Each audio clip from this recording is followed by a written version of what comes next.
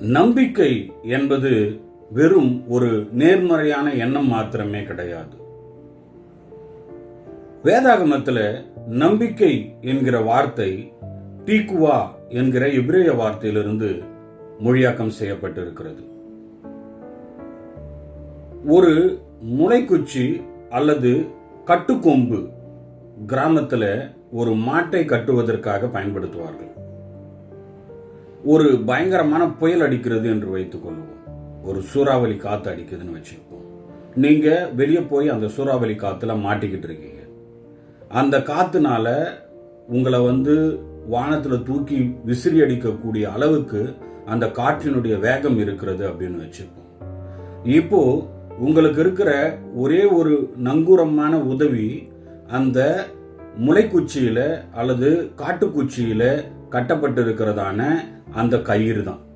அந்த கயிறை நீங்க இறுக பிடிச்சுக்கிறீங்க.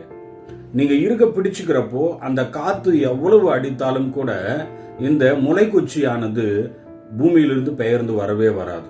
அது ரொம்ப திடமா ஆழமா பதிஞ்சிருக்கும். அதை நீங்க பிடிச்சுக்கிட்டு எவ்வளவு நேரம் வேணாலும் தாங்கலாம்.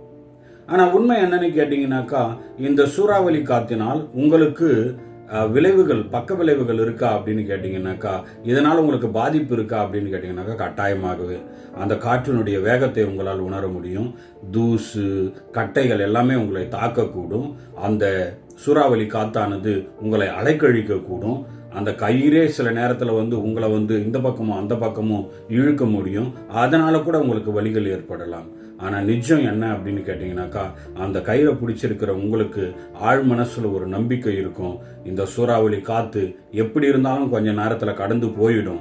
இது கடந்து போன பிறகு என்னால் மறுபடியும் ஒரு நார்மலான வாழ்க்கையை வாழ முடியும் அப்படின்ற ஒரு நிச்சயமற்ற சூழலில், ஒரு அசாதாரணமான ஒரு சூழலில் உங்களுக்கு தோன்றுகிற அந்த எண்ணத்திற்கு உருவத்தின் பெயர்தான் நம்பிக்கை.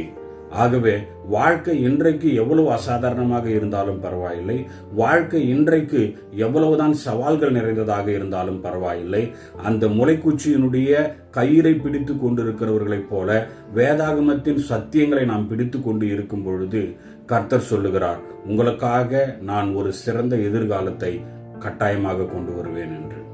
நிச்சயமாகவே ஒரு முடிவு